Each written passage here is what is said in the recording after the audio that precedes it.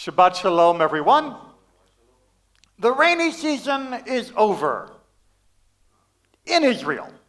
In Israel. Officially, if you are an aficionado of Jewish liturgy, and I hope you are, or at least you're capable of following instructions as printed in the Siddur, you'll know that when Pesach begins, we stop including the special prayers for Geshem, for rain, for the hope that there will be more rain.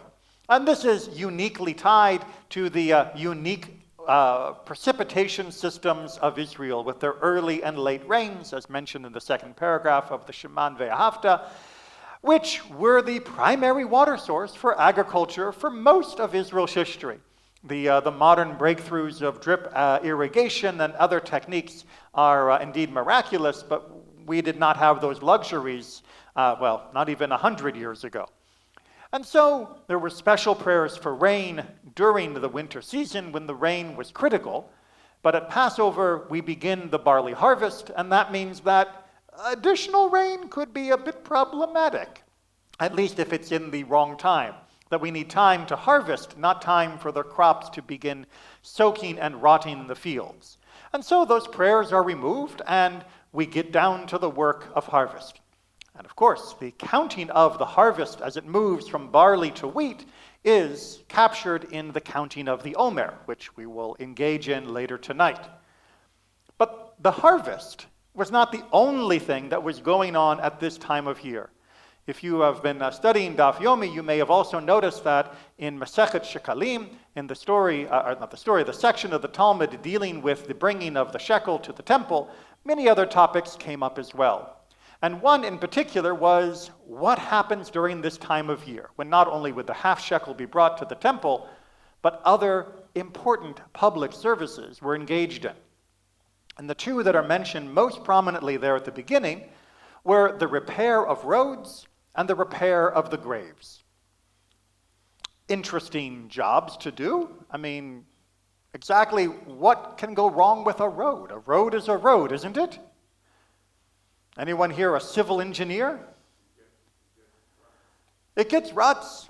It gets ruts. And in particular at this time of year, having had a winter of rain and storm, of flash floods and of mudslides and all the other problems, and also of less use because people are not traveling to and fro as much, it meant that roads were either rutted from the previous year or washed out because of the rain or overgrown because of disuse.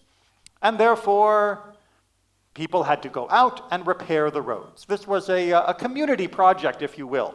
But it was a community project that everybody was expected to participate in. And people would go out with their shovels and with their tools, and they would fill in the holes, they would level out the problems, they would clear away the brush, and make sure the roads were in good shape again, so that as the harvest would continue to escalate, getting more and more and more traffic, it would be easy to bring what was being harvested into the village for either selling or for storage, and that way the village could continue to prosper. And this was an all-hands-on-deck task, to make sure that there were good roads to connect people, to connect the villages, was considered everybody's responsibility.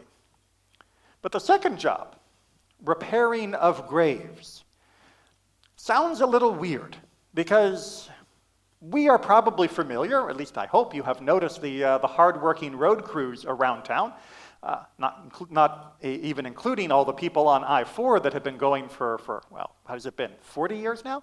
That have been working on expanding I-4. You've noticed that type of work, but the repair of graves? Well, that we have both advanced and lapsed in ways from our ancestors. While it is true that many of our ancestors were able to afford places within underground tombs, which didn't need quite so much maintenance, most people, like today, were buried simply in the ground, in a cemetery perhaps, or in an area near the town that wouldn't be quite the size of a cemetery as we are used to, with smaller populations back then. But that meant that there was no easy way to tell where an actual grave was within that space. And you had to mark it. Now we've got granite, we've got bronze, we've got markers that will last for another 1,000 years. But back then, Sorry, no laser cutting, no water saws to carve, no casting of bronze for every tombstone.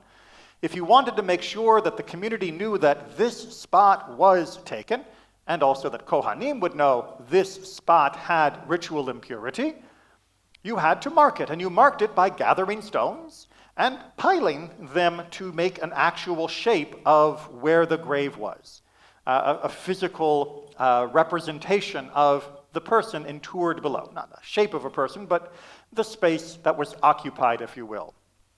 Now, over time, especially during the winter months when there are storms and winds and rains, this would be disturbed. And some or most of the stones might be rolled down the hill off into the next area, or at least scattered. And that meant that springtime was not just a time for harvest, but was also a time for returning to the cemeteries, to gather the stones again, to put them back onto place so that the areas that were occupied would be once again clearly shown as a place of rest for one of our loved ones. So these three jobs were something that we were busied with the harvest, with producing, with gathering, with essentially going about our parnassa. I'm trying to think of the English word for our livelihood. That's, I think, the usual English translation, our parnassa. And the repair of the roads and the repair of the graves. But in the modern world, I think we've lost a little bit of those last two. Not to say that we don't have road repairs going on, not to say that we don't have cemetery maintenance. Indeed, our roads are well looked after, and our cemetery is exceptionally well looked after at Temple Israel. But as individuals, do we feel ourselves busied on these things? Do we feel ourselves involved in that? Some maybe volunteer for our cemetery committee, and if you would like to, please talk to me and I can put you in touch with the committee and you can begin trying to help. But the fact remains that most of us have outsourced those concerns. On the whole, this is probably good. Having professionals that can take care of most of these issues, generally speaking, is probably going to be more efficient. But emotionally, we have lost that feeling of these other two very important jobs of spring. We have become more or less monopolized in our time and in our thoughts with our livelihood.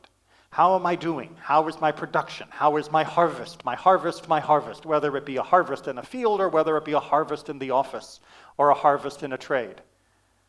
But do we think about how am I repairing the connections between me and others, between others and others? How am I repairing the connections between myself and the past, between others and the past, so that it remains visible and vibrant?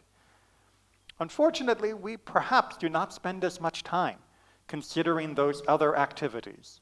And while we may not be needed out on the roads with a bucket of tar, and we may not be needed in the cemetery with a pile of stones, although this is where the tradition of bringing a stone to the cemetery came from, we are still emotionally better off as individuals and as a community if we take time throughout the year to do a little effort of building those connections between our villages, between the members of the community, and of building our connection between us, the community, as well as our past.